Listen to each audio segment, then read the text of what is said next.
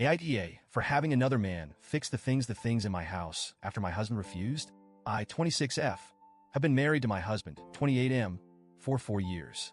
When we first got together, he was everything I thought I wanted in a partner. Smart, funny, hardworking, and incredibly handy around the house. Seriously, he could fix almost anything, and I love that about him. I grew up in a household where my dad wasn't exactly Mr. Fix-It, so having someone who could take care of that side of things felt like a dream. But as time has gone on, something has shifted. I'm not sure if it's the stress of work, life, or just falling into bad habits, but my husband has started letting things slide.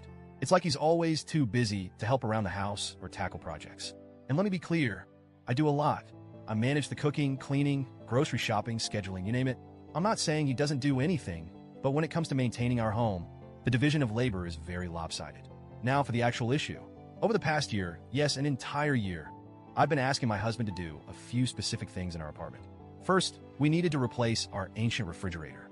It was loud, inefficient, and barely keeping our food cold. My sister generously gifted me a beautiful Smeg refrigerator for my birthday last year, but it's been sitting in the corner, still in its packaging, because my husband never got around to swapping it out. Second, I've been wanting to set up a small dance area in our apartment. Dancing is my passion and my primary form of exercise. It's not just about staying fit, it's my therapy, my joy, my escape.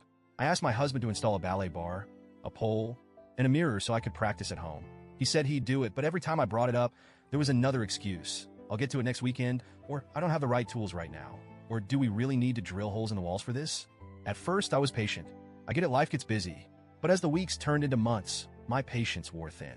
It felt like he didn't take my needs seriously or care about how much this meant to me. I even tried to compromise by offering to help or hiring someone to do it, but he shot those ideas down too. Why waste money when I can do it myself, he'd say, but he wasn't doing it.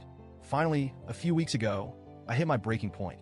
I decided to take matters into my own hands. Our apartment complex has a maintenance team, so I figured I'd start there. I knew they technically only handle repairs, but I thought maybe they could help with the fridge. I approached one of the maintenance workers, let's call him Mike, and explained the situation. I told him about the Smeg fridge and asked if there was any way he could install it for me. He smiled and said, "That's not really in my job description, but I'll see what I can do." Honestly, I nearly cried from relief. Mike came over the next day while my husband was at work.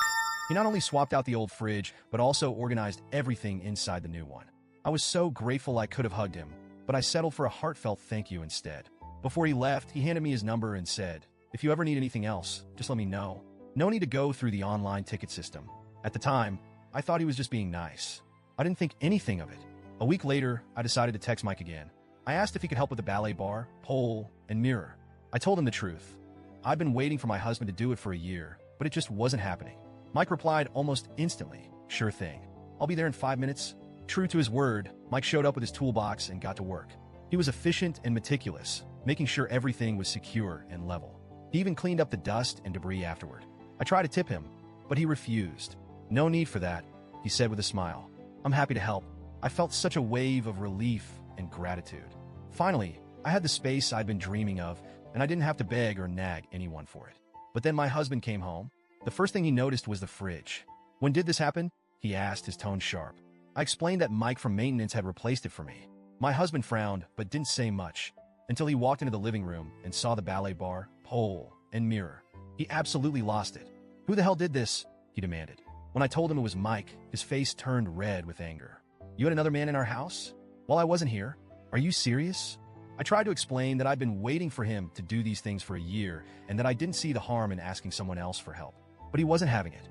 He accused me of disrespecting him and undermining his role as the man of the house. Then, out of nowhere, he said, "You just wanted attention, didn't you?